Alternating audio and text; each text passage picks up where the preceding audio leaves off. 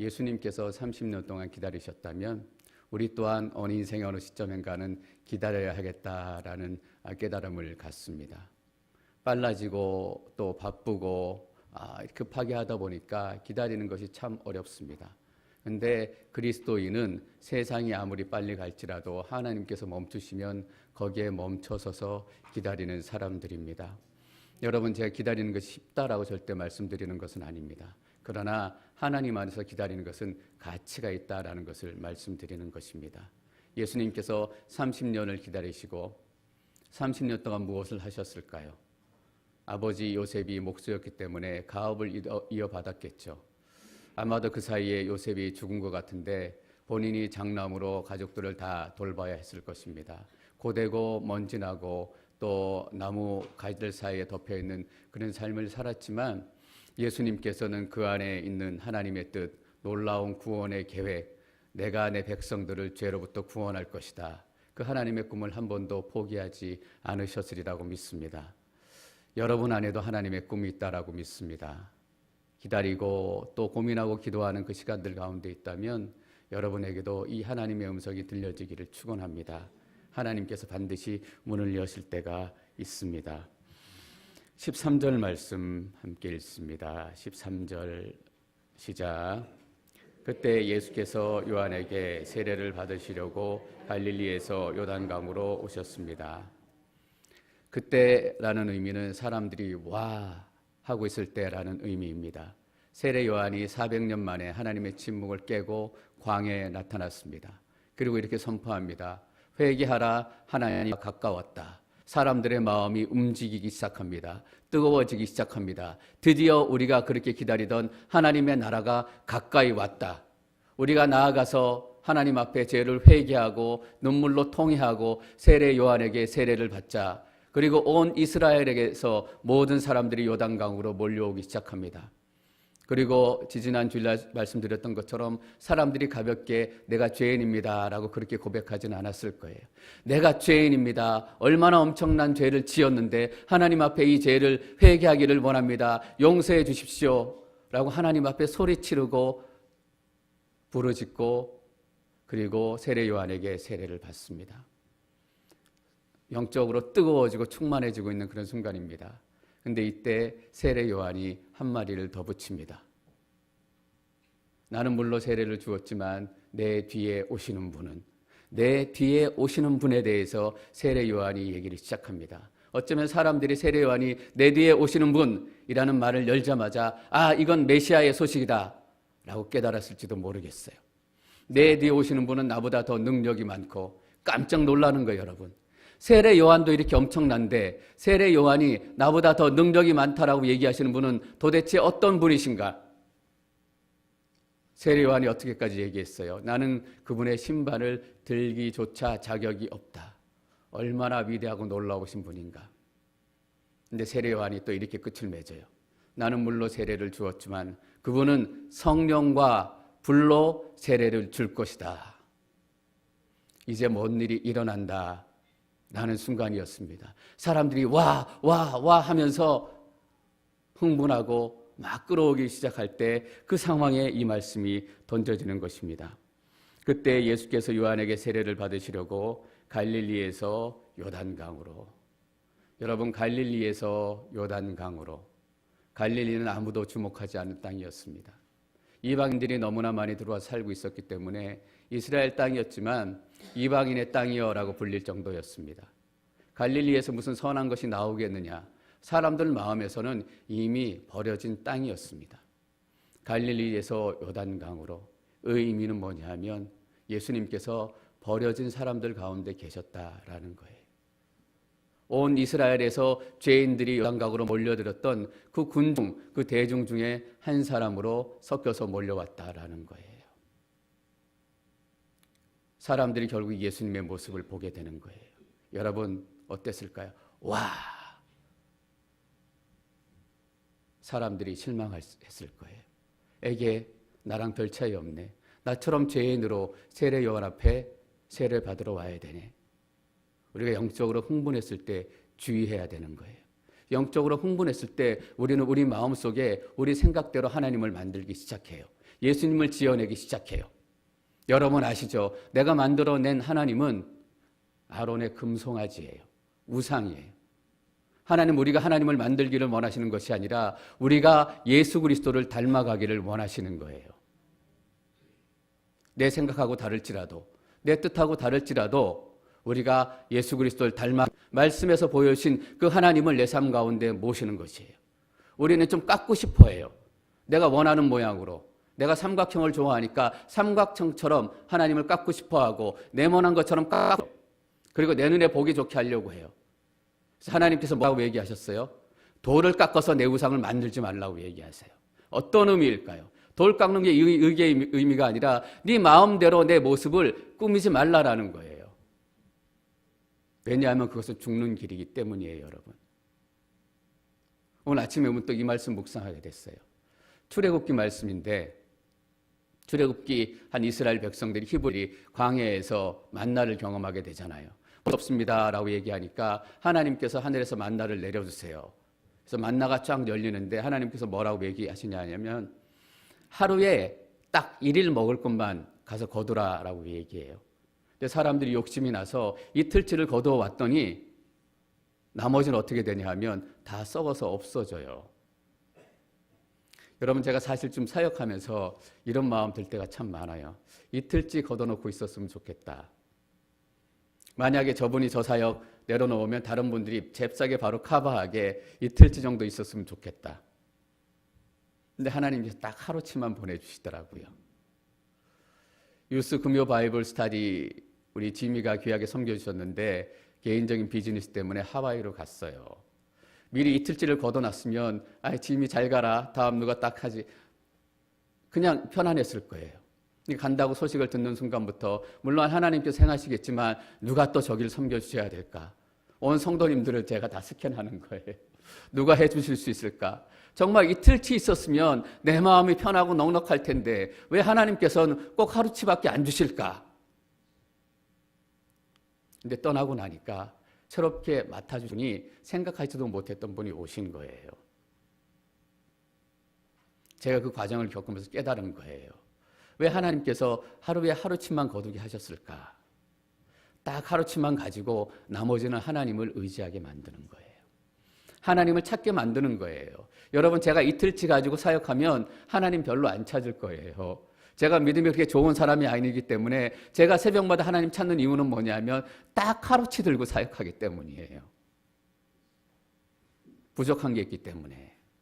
여러분, 우리 부족한 게 많아요. 근데 우리 늘 하나님에게 하나님 이틀치 좀 채워줬으면 좋겠습니다. 그러면 내가 하나님 더 잘 섬기고 하나님 앞에 더 많은 시간 드릴 것 같은데, 근데 우리가 알잖아요. 절대 그렇지 않다라는 걸. 하루치밖에 없기 때문에 오늘도 하나님, 또 내일도 하나님, 내 자녀가 공부 좀 더 잘하면 얼마나 좋겠어요. 학점도 4.0 넘고 그냥 원서 내는 데마다 턱턱 붙었으면 얼마나 좋겠어요. 근데 보면 늘 간당간당해요. 칼리지나 제대로 갈까? 취직이나 제대로 할까? 그래서 저도 저희 딸 예언이 붙들고 기도해요.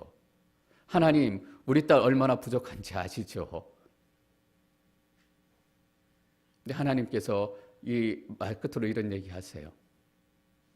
안식일을 앞두고 토요일에는 이틀치를 거둬라 라고 얘기해요. 근데 놀랍게 그때 거두는 이틀치는 안 썩어요.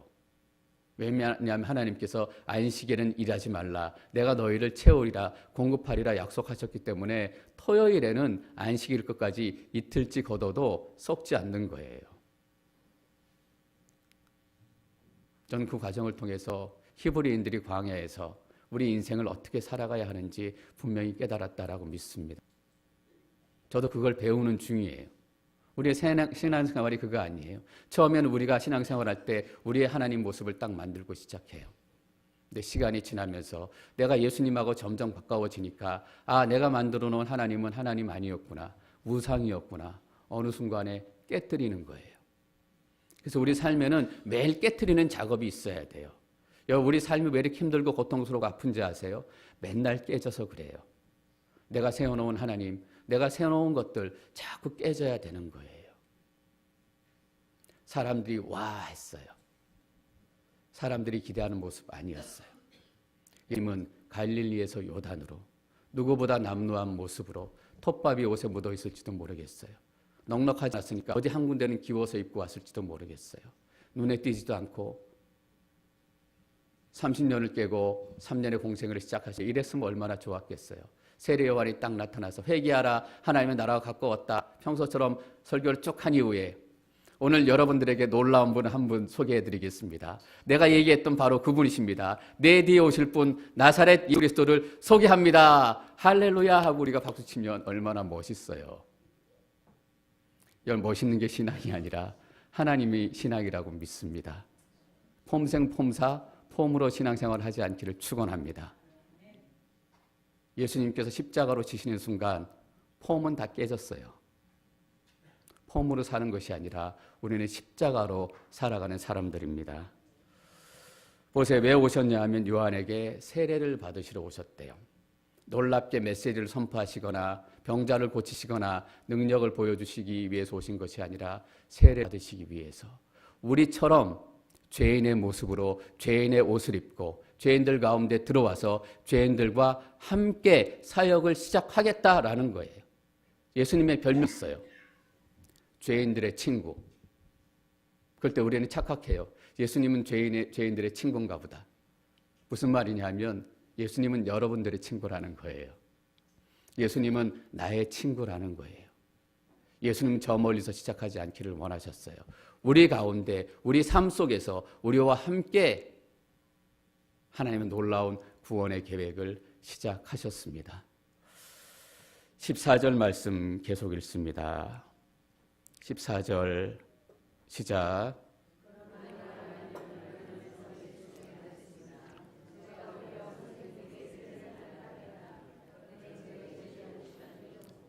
요한이 당연히 말리죠. 예수님이 어떤 분인지 다 알지는 못했지만 하나님께 주신 성령의 지혜로 말미암아 조금씩 알게 된 거예요. 예수님께 이렇게 얘기해요. 제가 세례를 받아야 합니다. 어떤 의미냐 하면 저는 죄인이고 예수님은 죄가 없으신 분이십니다. 여러분, 요한의 세례는 무슨 세례예요? 물 세례이고 또 회개 세례입니다. 죄가 없는 사람은 회개 세례가 필요가 없어요. 히브리서 4장 15절 말씀 함께 읽습니다. 히브리서 4장 15절 시작. 이는 우리에게 계신 대제사장은 우리의 연약함을 동정하지 못하시는 분이 아니며 또한 모든 면에서 우리와 동일하게 시험을 당하셨으나 죄가 없으신 분이기 때문입니다. 죄가 없으신 분이시기 때문입니다. 공자도 훌륭하고 맹자도 훌륭하고 간디도 훌륭하고 슈바이처 박사도 훌륭하고 석가모니도 훌륭하고 우리 인류를 돌아보면 훌륭한 분들 너무나 많아요. 그러나 예수님과 그분들이 다른 결정적인 한 가지가 있어요. 이거예요. 예수님은 죄가 없으신 분이시다. 석가모니도 용서를 받아야 했고 간디도 용서를 받아야 했고 맹자 공자도 용서를 받아야 했어요. 다른 말로 하면 세례 요한의 회개의 세례가 다 필요했던 사람이에요. 근데 예수님은 죄가 없으셨기 때문에 회개의 세례가 필요 없으셨던 분이에요. 회개의 세례를 받지 않아도 됐고 받을 필요도 없는 분이에요. 여기서 잠깐 그리스도인은 무엇인가 라는 얘기를 잠깐 드리고 싶어요. 그리스도인 크리스찬은 어떤 사람인가 하면 하지 않아도 돼야 될 일을 하는 사람이에요. 할 필요가 없는 일을 해야 되는 사람이에요. 저 사람 100번 말해도 안 들어.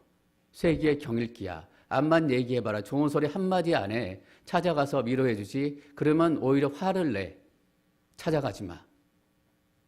갈 필요가 없고 가지 않아도 될 사람이지만 예수님 때문에 우리가 그 일을 행하는 거예요.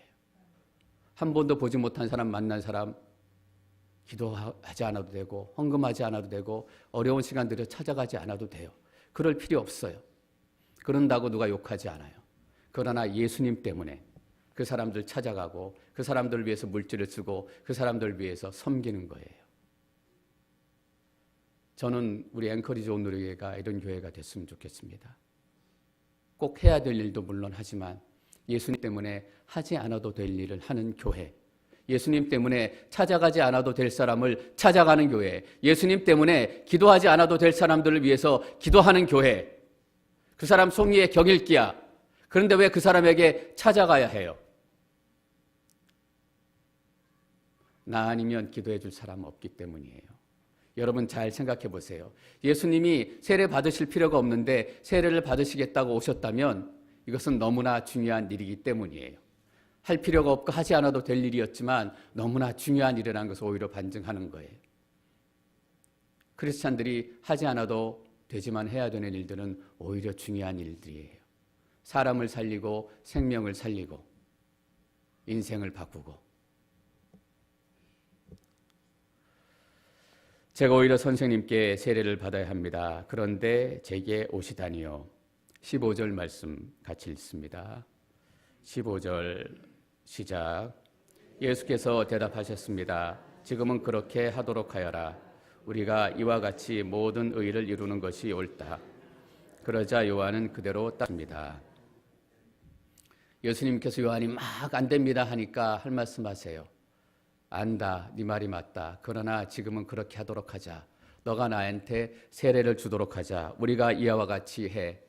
너가 나한테 세례를 줌으로 모든 의를 이루는 것이 옳다. 이 세례가 모든 의를 이루는 것의 출발이에요. 뭐냐면 예수님의 공생애의 시작이고 예수님께서 우리 안에 들어온 직접적인 사건 중에 하나이기 때문이에요. 우리는 그 의미를 충분히 깨닫지 못할 때가 많아요. 하나님의 아들 예수 그리스도가 우리 죄인 같은 누더기 옷을 입고 수치스럽고 비참하고 어둡기 그지없는 우리 삶에 내려온 그 의미를 다 몰라요. 여러분, 다시 한번 여러분들에게 강조드리고 싶습니다. 살아계신 하나님의 아들께서 우리의 더러운 삶 가운데 내려오셨습니다. 제가 필리핀 선교 가서 김생광 선교사님한테 이 얘기 들은 거 말씀드린 것 같아요. 한국으로 팔라완 섬이 한 500km 된대요. 한국으로 치면 서울에서 부산까지 정도 꽤 크더라고요. 생각했던 것보다. 근데 중심지는 중심지지만 나머지 대부분의 지역은 산이에요. 정글이기도 하고 문명의 이기도 없고 그냥 사람들이 어떤 데는 그냥 동굴 속에 살아가는 사람들도 있더라고요. 자는 것도 불편하고 먹는 것도 불편하고 입는 것도 불편하고. 지난 한 10년 정도 덤브사이트 교회에 목회 치중하시느라고 처음에 오셔서는 산으로 많이 다니셨대요. 근데 교회를 현지인 목회자님들에게 이제 이양을 시키고 나니까 이제 다시 산으로 들어가기 시작했대요. 그래서 말라리아를 그렇게 수십 번 걸리신 거예요. 정글로 들어가서 사역하시니까.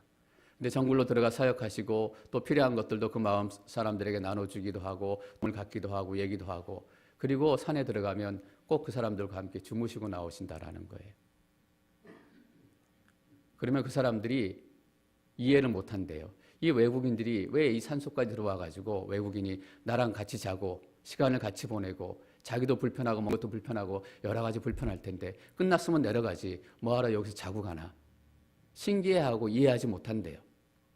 그 어느 날 새벽에는 자다가 낌새가 이상해가지고 눈을 떠보니까 온 동네 사람들이 다 몰려들어가지고 자고 있는 걸 쳐다보고 있다라는 거잖아요. 이 사람이 왜 여기서 자고 있는가.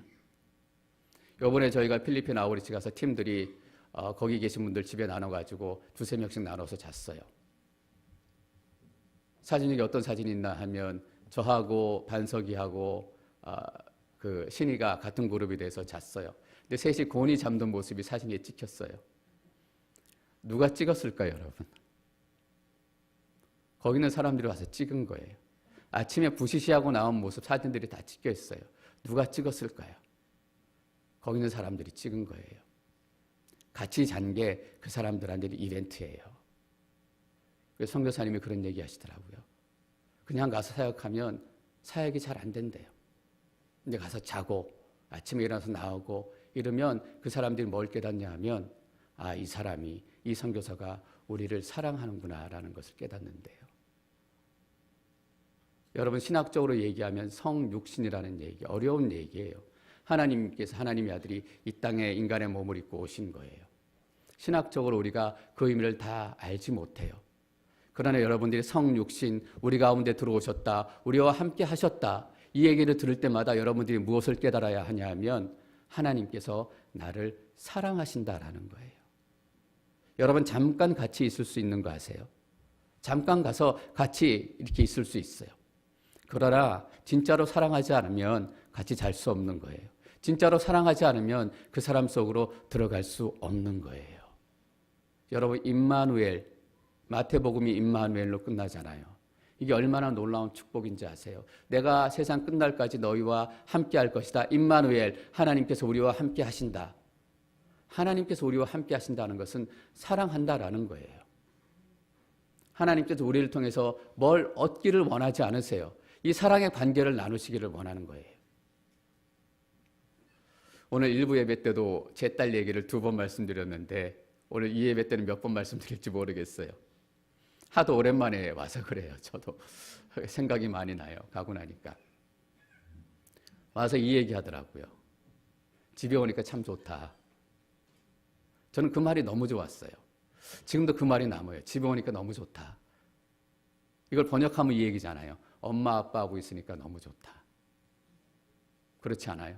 전 그게 너무 좋은 거예요. 우리 딸에게 아직도 함께 있는 것만으로 우리가 좋구나. 우리 딸에게 함께 있는 것이 그렇게 좋은 내가 사람이구나. 나중에 돈 많이 벌어서 용돈도 많이 갖다 주고 어쩌면 집도 좋은 거 한 채 사줄지도 모르겠어요. 그거 꿈꿔요.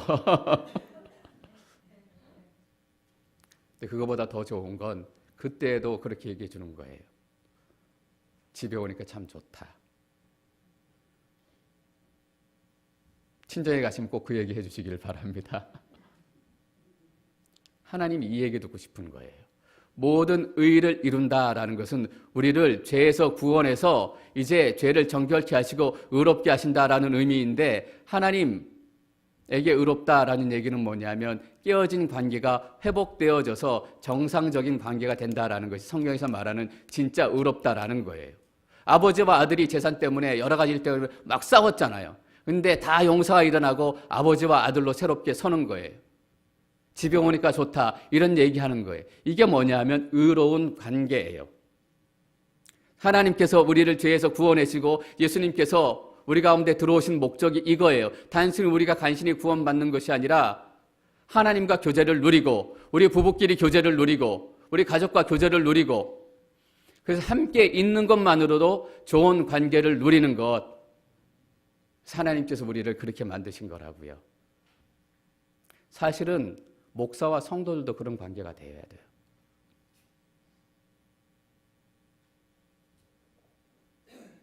슬픈 소식들 많이 듣잖아요. 성도님들과 목사들이 다투고 어려운 관계를 갖게 되는 거. 근데 뭐냐 하면 목사와 성도님들과의 관계도 이런 거예요. 함께 있는 것만으로도 좋다.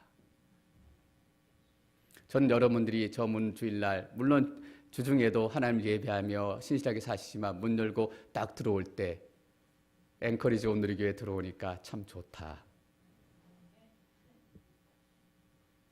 예배드리니까 참 좋다. 찬양하니까 참 좋다. 박재영 목사 얼굴 보니까 참 좋다. 우리가 이와 같이 모든 일을 이루는 것이 옳다. 예수님께 세례를 받으셔서. 근데 그 뒤에 표현이 재밌어요. 그러자 요한은 그대로 따랐습니다. 제발 예수님의 말씀 좀 따르시기를 바랍니다. 무기지 좀 마세요. 저도 돌아보면 참 무기일 때 많아요. 아니에요 하나님. 이 방법이 옳은 것 같아요. 이틀치 쌓아놓으면 얼마나 넉넉하겠어요. 그게 여유도 있고 평화도 있고 그래야 샬롬 좀 넉넉함을 누리지 않겠어요. 그렇지 않다라는 거예요. 예, 하나님 말씀대로 따르겠습니다. 여러분 하나님 말씀대로 따르기 시작하면 여러분 삶 가운데 놀라운 변화가 나타날 줄 믿습니다. 오늘 보는 여러분의 모습이 아니에요. 여러분 안에 순종이 이루어지는 순간 우리는 완전히 새로운 세계를 경험하게 될 거예요. 16절 말씀 읽겠습니다. 16절 시작. 예수께서 세례를 받으시고 물속에서 올라오셨습니다. 그때 예수께서는 하늘이 열리고 하나님의 영이 비둘기처럼 자신에게 내려오는 것을 보셨습니다.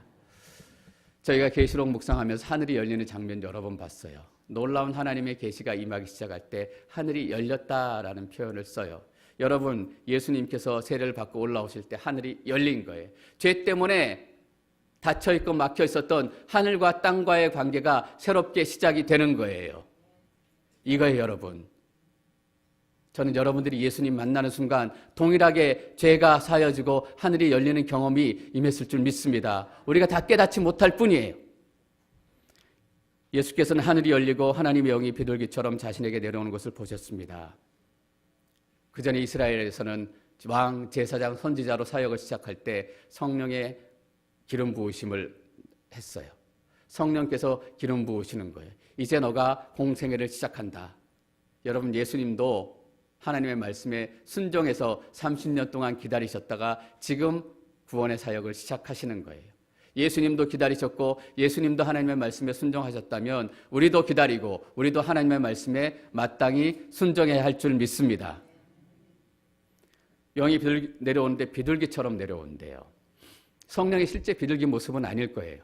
근데 비둘기 모습으로 본 거예요.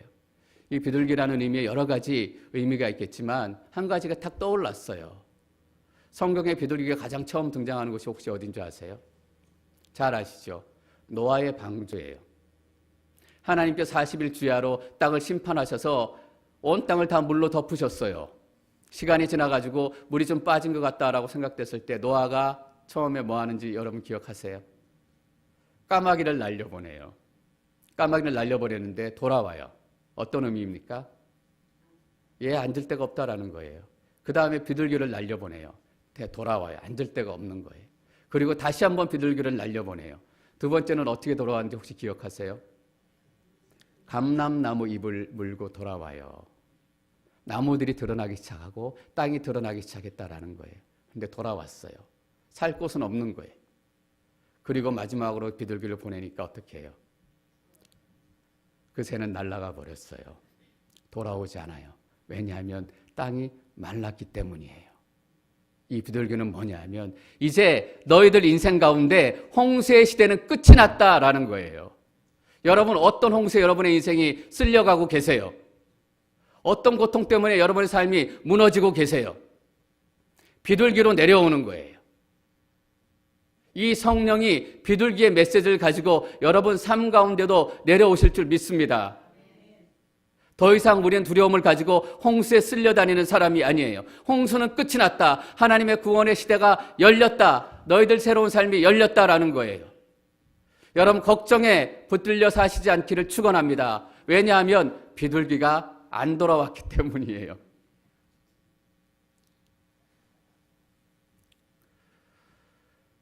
잘 안 되죠, 일이.